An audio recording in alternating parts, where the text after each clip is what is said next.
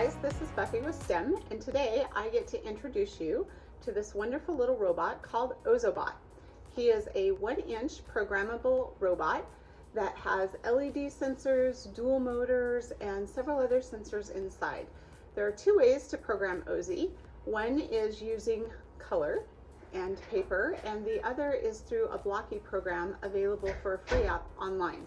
So Ozo is available to you through our new STEM kits.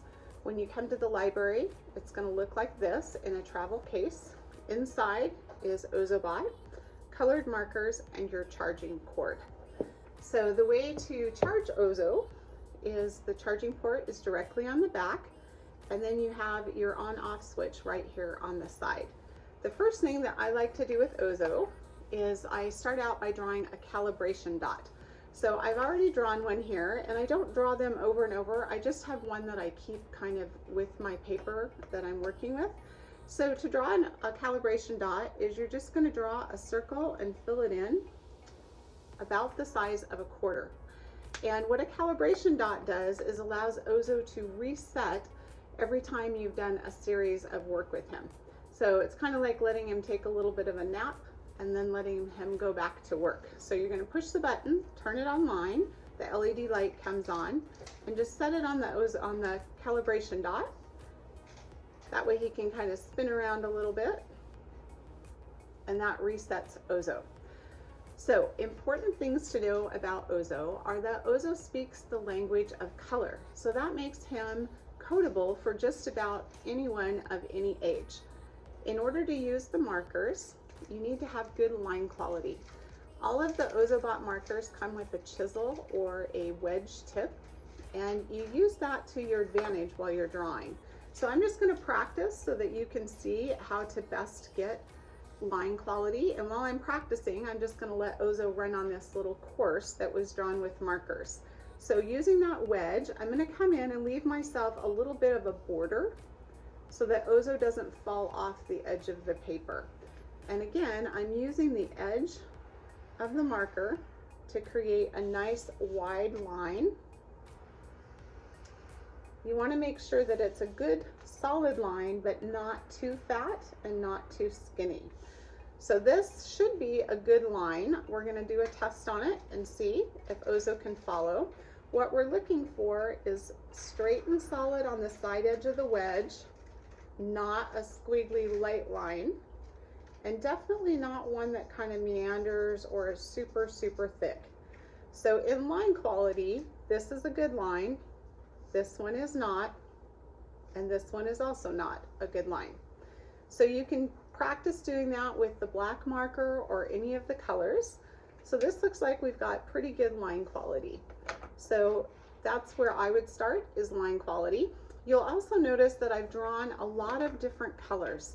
Now in the set of Ozobot markers, we have blue, green, red, and black.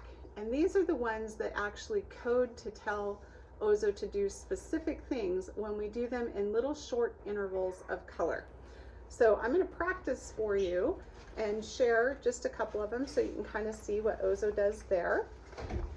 When I draw, I always make sure I have a stack of paper and I keep one underneath the other just so that it doesn't bleed through onto your surface below.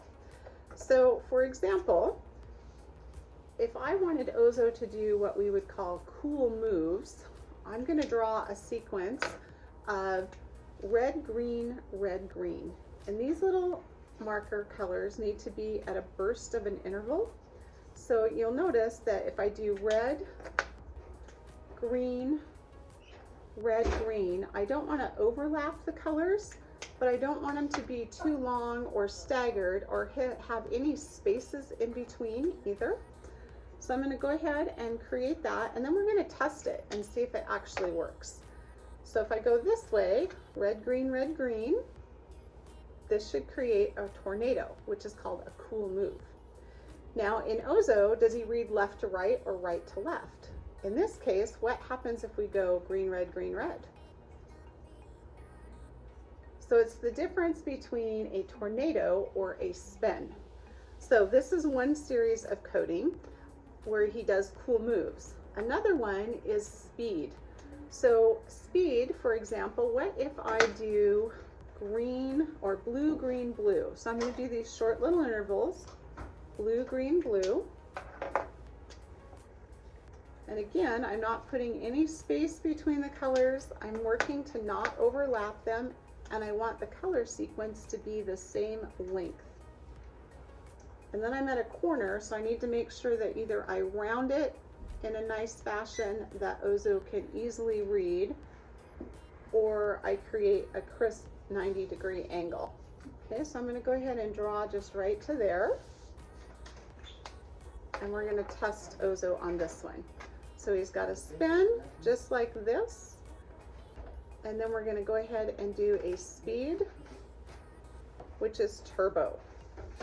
So all of these different code sequences can be found online at ozobot.com. Mostly just practice, have fun playing around with Ozobot. If you don't have the Ozobot markers, you can definitely use regular ones you have on hand. And again, just practice having good line sequence. Ozo reads the LED color on top, so he'll change according to the color that you drew. So have fun coding with Ozo.